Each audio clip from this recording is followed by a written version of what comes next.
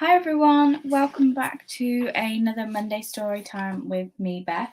Today we're going to be carrying on reading The Last Wish. So we are on a new chapter this week. We're on The Voice of Reason 5. So let's dive in and see what Geralt is up to in this chapter. Geralt, hey, are you there? He raised his head from the coarse, yellowed pages of the History of the World by Roderick de Novembre. An interesting, if controversial work, which he had been studying since the previous day. Yes, I am. What's happened? Naneke, do you need me? You've got a guest. Again? Who is it this time? Duke Hereward himself? No, it's Dandelion this time. Your fellow. That idler, parasite, and good for nothing, that priest of art, that bright, shining star of the ballad and love poem. As usual, he's radiant with fame, puffed up like a pig's bladder and stinking of beer. Do you want to see him? Of course. He's my friend after all. Naneke peeved, shrugged her shoulders. I can't understand that friendship. He's your absolute opposite. Opposites attract, obviously. There, he's coming, she indicated with her head. Your famous poet. He really is a famous poet, Naneke. Surely you're going to claim you've never heard his ballads. I've heard them. The priestess winced. Yes, indeed. Well, I don't know much about it, but maybe the ability to jump from one touching lyricism to obscenities so easily is a talent. Never mind. Forgive me, but I won't keep you company. I'm not in the mood for either his poetry or his vulgar jokes. A peal of laughter and the strumming of a lute resounded in the corridor, and there, on the threshold of the library, stood Dandelion, in a lilac jerkin with lace cuffs, his hat askew. The troubadour bowed exaggeratedly at the sight of Naneke. The heron feather pinned to his hat sweeping the floor. My deepest respects, venerable mother, he whined stupidly. Praise be the great Melitel and her priestesses, the springs of virtue and wisdom. Stop talking bullshit, snorted Naneke, and don't call me mother. The very idea that you could be my son fills me with horror. She turned on her heel and left, her trailing robe rustling. Dandelion, aping her, sketched a parody bow. She hasn't changed a bit, he said cheerfully. She still can't take a joke. She's furious because I chatted a bit to the gatekeeper when I got here. A pretty blonde with long lashes and a virgin's plait reaching down to her cute little bottom, which it would be a sin not to pinch. So I did, and Naneke, who had just arrived. Ah, what the deuce. Greetings, Geralt. Greetings, Dandelion. How did you know I was here? The poet straightened himself and yanked his trousers up. I was in Wazim, he said. I heard about the Striga, and that you were wounded. I guessed where you would come to recuperate. I see you are well now. Are you? You see correctly. But try explaining that to Naneke. Sit, let's talk. Dandelion sat and peeped into the book lying on the lectern. History, he smiled. Roderick de Novembre. I've read him. I have. History was second on my list of favourite subjects when I was studying at the academy in Oxenfurt. What was first? Geography, said the poet seriously. The atlas was bigger, and it was easier to hide a demijohn of vodka behind it. Geralt laughed dryly, got up, removed Lewin and Tyrus's The Ukraine Mysteries of Magic and Alchemy from the shelf, and pulled a round-bellied vessel wrapped in straw from behind the bulky volume and into the light of day. The bard visibly cheered up. Wisdom and inspiration, I see, are still to be found in libraries. Oh, I like this. Plum, isn't it? Yes, this is true alchemy. This is a philosopher's stone, well worth studying. Your health, brother. Oh, it's as strong as the plague. What brings you here? Geralt took the demijohn over from the poet, took a sip and started to cough, fingering his bandaged neck. Where are you going? Nowhere. That is. I could do where you're going. I could keep you company. Do you intend staying here long? Not long. The local duke let it be known I'm not welcome. Hereward? Dandelion knew all the king's princes, lords, and feudal lords from Daruga to the Dragon Mountains. Don't you give a damn? He won't dare fall foul of Lineki or Melitel. The people would set fire to his castle. I don't want any trouble. Excuse me. And I've been sitting here for too long anyway. I'm going south, Dandelion. Far south. I won't find any work here. Civilization. What the hell do they need a witcher here for? When I ask after employment, they look at me as if I'm a freak. What are you talking about? What civilization? I crossed Buna a week ago and heard all sorts of stories as I rode through the country. Apparently there were water sprites here, myriapodons, chimera, flying drakes, every possible filth.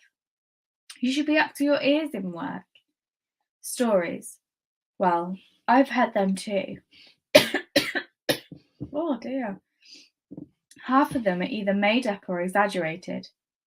No, Dandelion, the world is changing. Something's coming to an end. The poet took a long pull at the demijohn, narrowed his eyes and sighed heavily. Are you crying over your sad fate as a witcher again? And philosophizing on top of that? I perceive the disastrous effects of inappropriate literature, because the fact that the world is changing are curved even to that old fart Roderick de Novembre. The changeability of the world is as it happens. The only thesis in this treatise you can agree with. But it's not so innovative. You have to ply me with it and put on a face of a great thinker, which doesn't suit you in the least. Instead of answering, Gelt took a sip from the demijohn. Yes, sighed Dandelion anew. The world is changing, the sun sets, and the vodka is coming to an end. What else, in your opinion, is coming to an end? You mentioned something about endings, philosopher. I'll give you a couple of examples, said Geralt. After a moment's silence, all from 2 months this side of Bunia, one day I ride up and what do I see? A bridge. And under that bridge sits a troll, and demands every passer-by pays him. Those who refuse have a leg injured, sometimes both. So I go to the alderman. How much will you give me for that troll? He's amazed. What are you talking about? He asks. Who will repair the bridge if the troll's not there? He repairs it regularly, with the sweat of his brow. Solid work. First rate. It's cheaper to pay his toll. So I ride on. And what do I see? A forktail. Not very big, about 4 yards, nose to tip, tail to tip. It's flying, carrying a sheep in its talons. I go to the village. How much? I ask.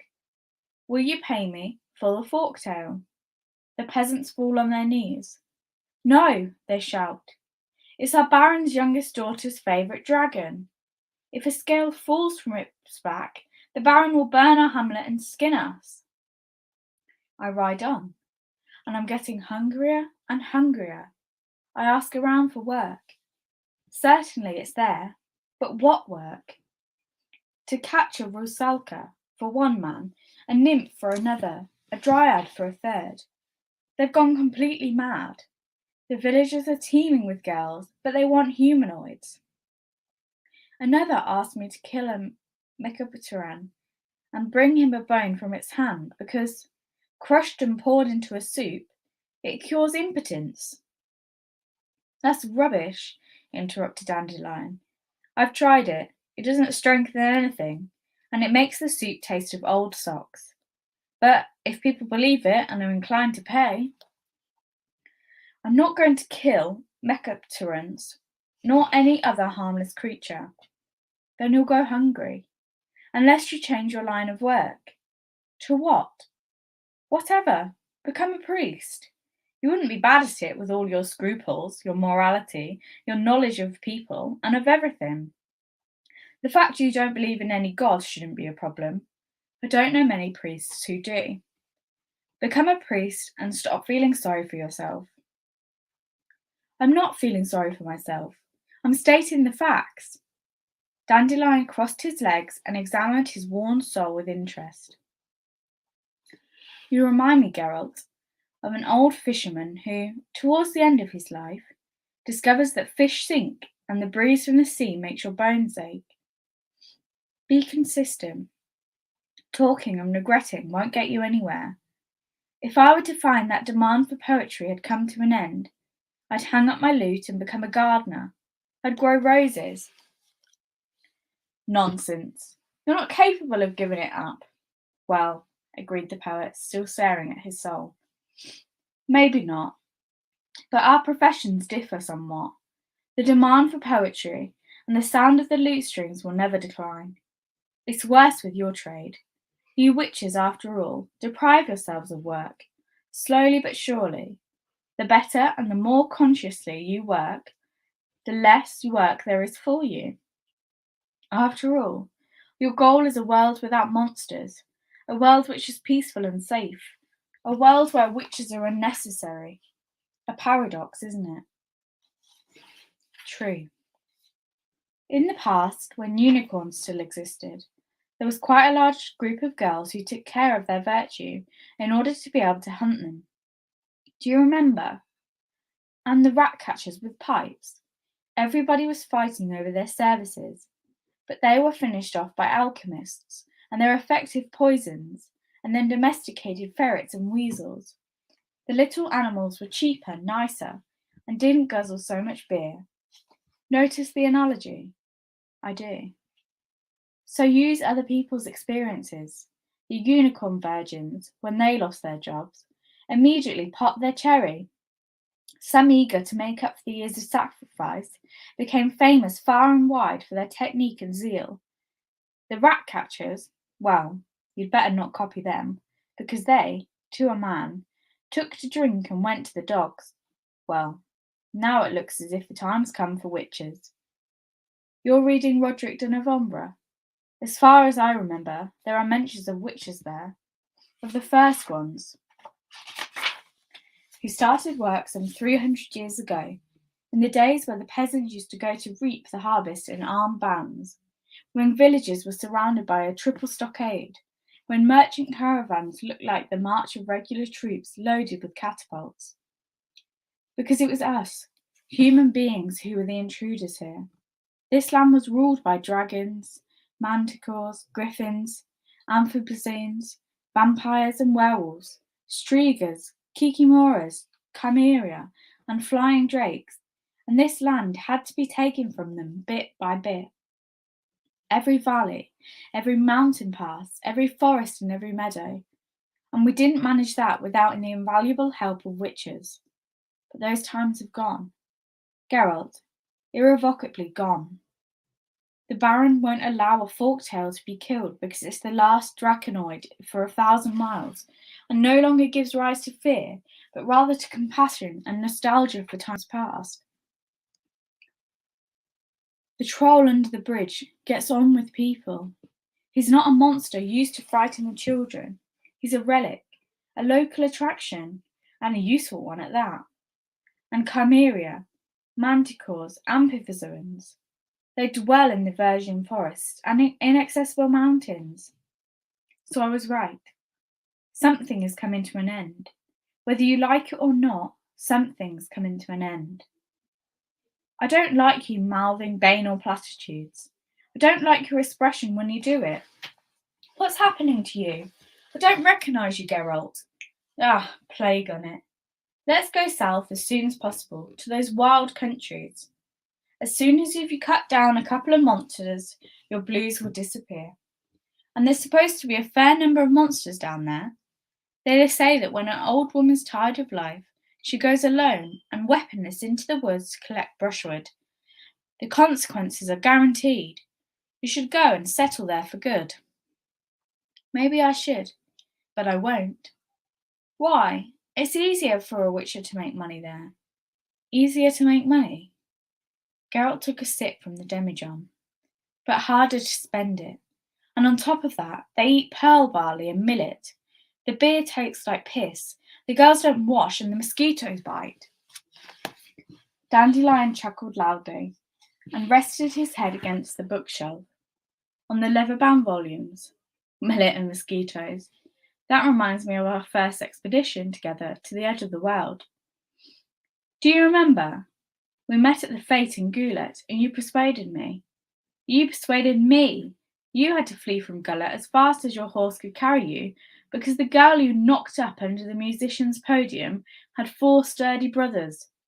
They were looking for you all over town, threatening to geld you and cover you in pitch and sawdust. That's why you hung on to me then. And you almost jumped out of your pants with joy to have a companion. Until then, you had only your horse for company. But you're right, it was as you say. I did have to disappear for a while, and the Valley of Flowers seemed just right for my purpose. It was, after all, supposed to be the edge of the inhabited world, the last outpost of civilization, the furthest point on the border of 2 worlds. Remember? I remember. The Edge of the World 1. Dandelion came down the steps of the inn carefully, carrying 2 tankards dripping with froth. Cursing under his breath, he squeezed through a group of curious children and crossed the yard at the diagonal, avoiding the cowpats. A number of villagers had already gathered round the table in the courtyard, where the Witcher was talking to the alderman. The poet set the tankards down and found a seat. He realised straight away that the conversation hadn't advanced a jot during his short absence. "I'm a Witcher, sir," Geralt repeated, for the umpteenth time, wiping beer from his lips. "I don't sell anything. I don't go around enlisting men for the army, and I don't know how to treat glanders. I'm a Witcher." "It's the profession," explained Dandelion yet again. "A Witcher. Do you understand? He kills strigas and spectres. He exterminates all types of vermin, professionally, for money. Do you get it, Alderman?" "Aha!" The alderman's brow, deeply furrowed in thought, grew smoother. "A Witcher! You should have said so right away." "Exactly," agreed Geralt. "So now I'll ask you, is there any work to be found around here for me?" The alderman quite visibly started to think again. "Work? Maybe those, were things. You're asking, are there any were things about?" The Witcher smiled and nodded, rubbing an itching eyelid with his knuckles. "That there are," the alderman concluded after a fair while. "Only look ye yonder. See ye those mountains? There's elves live there, and that is their kingdom. Their palaces, hear ye, are all of pure gold. Oh, aye, sir, elves, I tell ye. 'Tis awful. He who goes yonder never returns."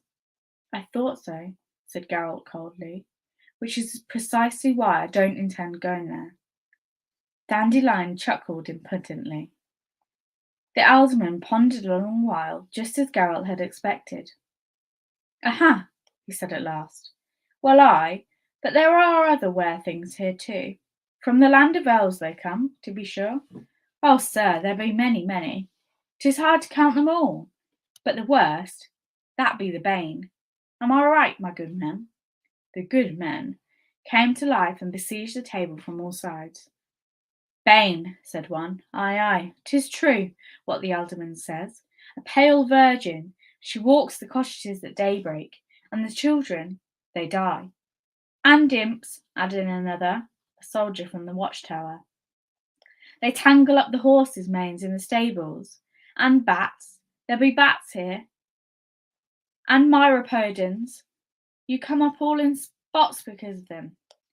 The next few minutes passed in a recital of the monsters which plagued the local peasants with their dishonourable doings or their simple existence. Geralt and Dandelion learned of misgodes and mamoons, which prevent an honest peasant from finding his way home in the drunken stupor, of the flying drake which drinks milk from cows, of the head on a spider's legs which runs around in the forest, of hobbolds which wear red hats and about a dangerous pike which tears linen from women's hands as they wash it.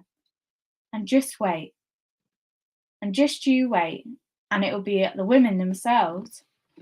They weren't spared hearing that old Nan, the hag, flowers on a broom at night and performs abortions in the day, that the miller tampers with the flour by mixing it with the powdered acorns, and that a certain Duda believed the royal steward to be a thief and a scoundrel. Geralt, listening to all this calmly, nodding with feigned interest, and asked a few questions about the roads and the layout of the land, after which he rose and nodded to Dandelion. Well, take care, my good people, he said. I'll be back soon, then we'll see what can be done. They rode away in silence, alongside the cottages and fences, accompanied by yapping dogs and screaming children. Geralt, said Dandelion, standing in the stirrups to pick a fine apple from a branch which stretched over the orchard fence. All the way you've been complaining about it being harder and harder to find work, yet from what I've just heard, it looks as if you could find work here, without break until winter. You'd make a penny or two, and I'd have some beautiful subjects for my ballads. So explain, why we're riding on? I wouldn't make a penny, Dandelion. Why? Because there wasn't a word of truth in what they say. I beg your pardon. None of the creatures they mentioned exist. You're joking. Dandelion spat out a pip and threw the apple core at a patched mongrel. No, it's impossible. I was watching them carefully, and I know people. They weren't lying. No, the Witcher agreed. They weren't lying. They firmly believed it all, which doesn't change the facts. The poet was silent for a while. None of those monsters. None. It can't be. Something of what they listed must be here. At least one.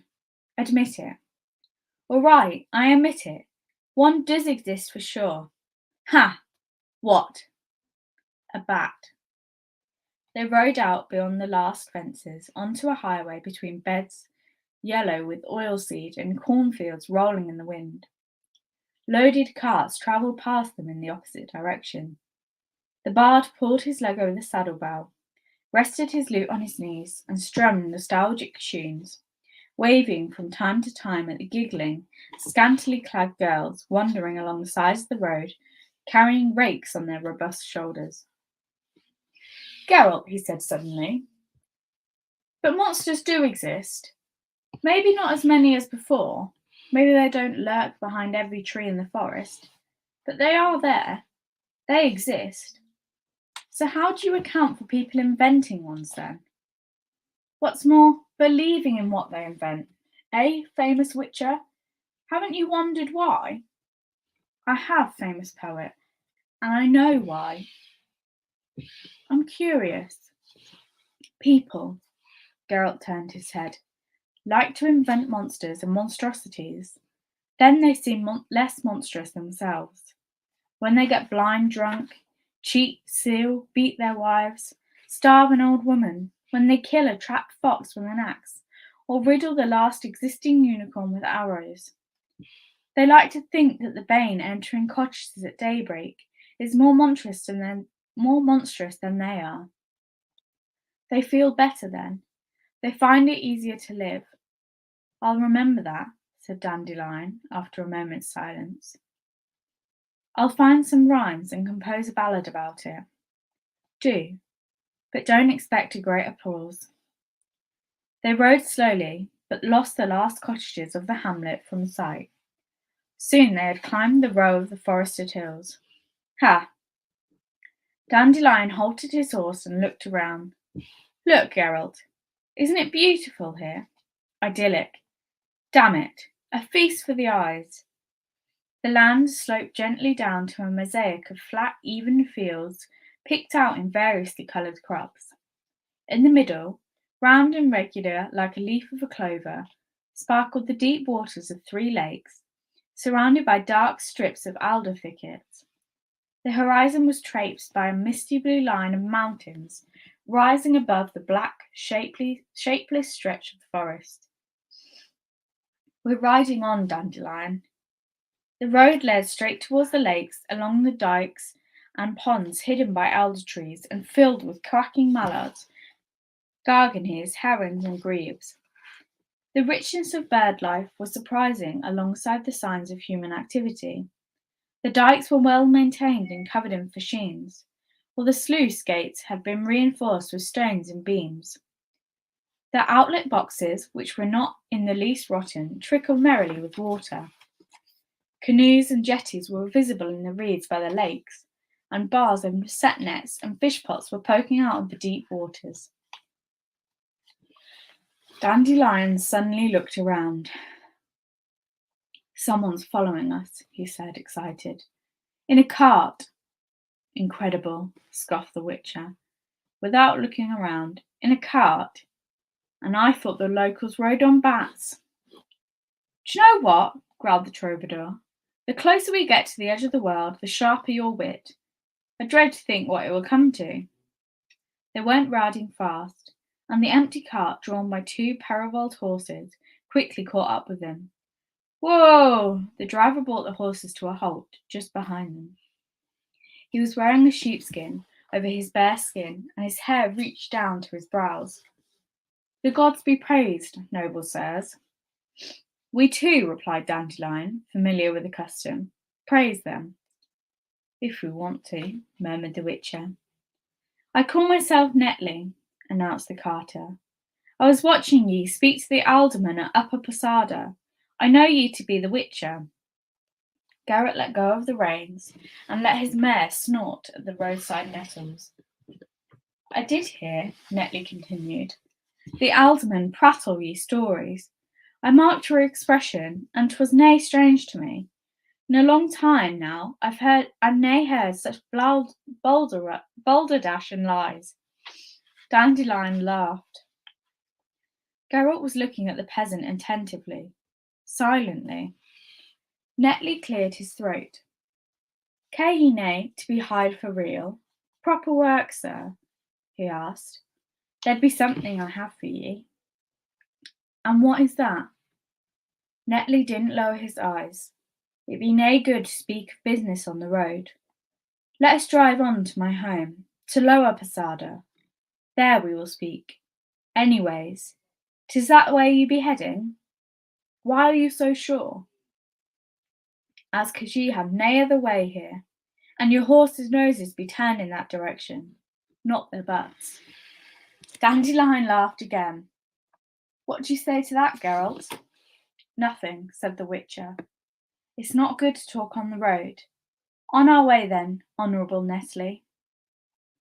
Tie ye the horses to the frame, and sit yourselves down in the cart, the peasant proposed. It'd be more comfortable for ye. Why rack your asses on the saddle? Too true. They climbed onto the cart. The Witcher stretched out comfortably on the straw. Dandelion, evidently afraid of getting his elegant green gherkin dirty, sat on the plank. Netley clucked his tongue at the horses, and the vehicle clattered along the beam-reinforced dike. They crossed a bridge over a canal overgrown with water lilies and duckweed, and passed a strip of cut meadows. Cultivated fields stretched as far as the eye could see. It's hard to believe that this should be the edge of the world, the edge of civilization, said Dandelion. Just look, Geralt, rye like gold, and a mounted peasant could hide in that corn. Or that oil seed, look how enormous. You know about agriculture? We poets have to know about everything, said Dandelion haughtily. Otherwise we'd compromise our work. One has to learn, my dear fellow, learn. The fate of the world depends on agriculture, so it's good to know about it. Agriculture feeds, clothes, protects from the cold, provides entertainment and supports art. You've exaggerated a bit with the entertainment and art. And booze? What's that made of? I get it. Not very much, you don't. Learn. Look at those purple flowers. They're lupins. They's be vetch, to be true, interrupted Netley. Have ye nae seen lupins or what? But ye have hit exact with one thing, sir. Every seed mightily here, and grows is to make the heart sing. That be why 'tis called the Valley of Flowers. That be why our forefathers settled here, first riding the land of the elves. The Valley of Flowers. That's Dol Blathanna, Dandelion nudged the Witcher, who was stretched out on the straw with his elbow. You paying attention? The elves have gone, but their name remains. Lack of imagination. And how do you get on with the elves here, dear host? You've got them in the mountains across the path, after all. We nae mix with each other, each to his own. The best solution, said the poet. Isn't that right, Geralt? The Witcher didn't reply. 2. Thank you for the spread. Geralt licked the bone spoon clean and dropped it into the empty bowl. 100 thanks, dear host. And now, if you permit, we'll get down to business. Well, that we can, agreed Netley. What say ye, Doon? Doon, the elder of Lower Posada, a huge man with a gloomy expression, nodded to the girls, who swiftly removed the dishes from the table and left the room. To the obvious regret of Dandelion, who'd been grinning at them ever since the feast began, and making them giggle at his gross jokes. I'm listening, said Geralt, looking at the window from where the rapping of an axe and the sound of a sword drifted. Some sort of woodwork was going on in the yard, and the sharp, resinous smell was penetrating the room. Tell me of how I can be of use to you. Netley glanced at Doon. The elder of the village nodded and cleared his throat. Well, it be like this, he said. There be this fair field hereabouts. Geralt kicked Dandelion, who was preparing to make a spiteful comment under the table. A field, continued Doon. Be I right, Netley? A long time that field there, it lay fallow, but we set it to the plough, and now 'tis on it we sow hemp, hops, and flax. It's a grand piece of field, I tell ye. It stretches right up to the forest. And what? The poet couldn't help himself. What's on that field there? Well, Dunn raised his head and scratched himself behind the ear. Well, there be a devil prowls there. What? Snorted Dandelion. A what? I tell ye, a Dievel. What Dievel? What can he be? A Dievel? And that be it. Devils don't exist. Don't interrupt, Dandelion, said Geralt in a calm voice. And go on, Honourable Doon. I tell ye, it's a Dievel. I heard you. Geralt could be incredibly patient when he chose.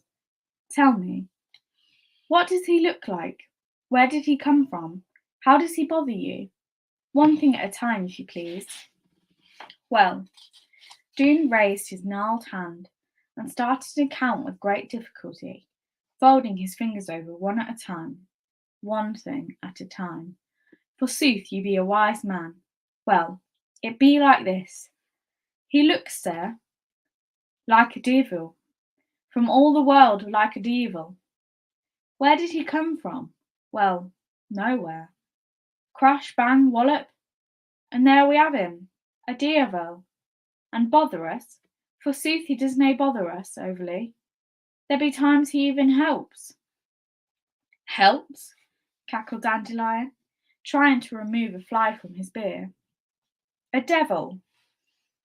Don't interrupt, Dandelion. Carry on, Doon, sir. How does he help you this, as you say? Devil. repeated the freeman with emphasis. Well, this be how he helps. He fertilizes the land. He turns the soil. He gets rid of the moles, scares the birds away, watches over the turnips and beetroots. Oh, and he eats the caterpillars, he does. They as do hatch in the cabbages. But the cabbages, he eats them too, forsooth. Nothing but guzzle be what he does, just like a devil. Dandelion cackled again, then flicked a beer-drenched fly at a cat sleeping by the hearth. The cat opened one eye and glanced at the bard reproachfully. Nevertheless, said the witcher calmly, you're ready to pay me to get rid of him, am I right? In other words, you don't want him in the vicinity. And who, Doone looked at him gloomily, would care to have a devil on his birthright soil? This be our land since forever, bestowed upon us by the king, and it has nought to do with the devil. We spit on his help. We've got hands ourselves, have we not? And he, sir, is nay a devil, but a malicious beast, and has got so much, forgive the word, shite in his head as be hard to bear. There be knowing what will come into his head. Once he fouled the well, then chased a lass, frightening and threatening to fuck her. He steals, sir, our belongings and victuals. He destroys and breaks things, makes a nuisance of himself, churns the dikes, digs ditches like some muskrat or beaver. The water from one pond trickled out completely and the carp in it died. He smoked a pipe in the haystack, he did, the son of a whore, and all the hay went up in smoke. I see, interrupted Geralt. So he does bother ye? Nay, Dunn shook his head. He does nae bother us. He be simply up to mischief, that's what he be.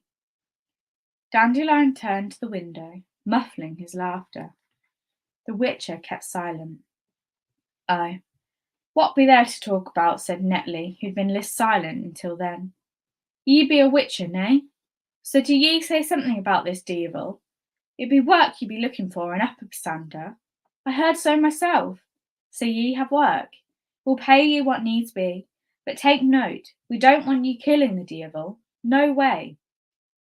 The witcher raised his head and smiled nastily. Interesting, he said. Unusual, I'd say. What? Frowned Dunn. An unusual condition. Why all this mercy? He should nae be killed. Doone frowned even more. Because in this valley, he should nae, and that be it, interrupted Netley.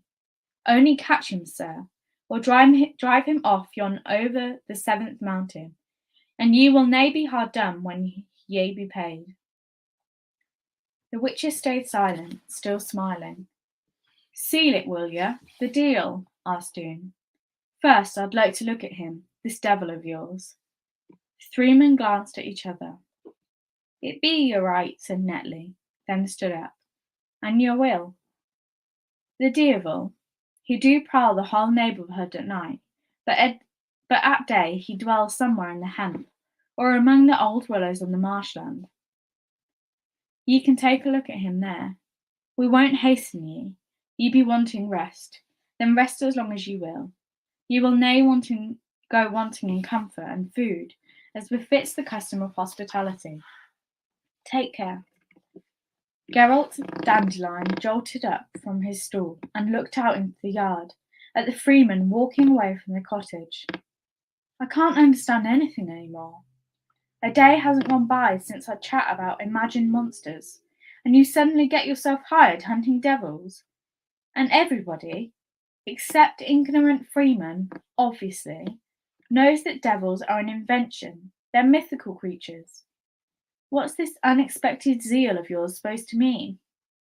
You know, knowing you as little as I do, I take it you haven't abased yourself so as you get us to bed, board and lodging, have you? Indeed, grimaced Geralt. It does look as if you know me a little, Singer. In that case, I don't understand. What is there to understand? There's no such thing as devils, yelled the poet, shaking the cat from sleep once and for all. No such thing. To the devil with it.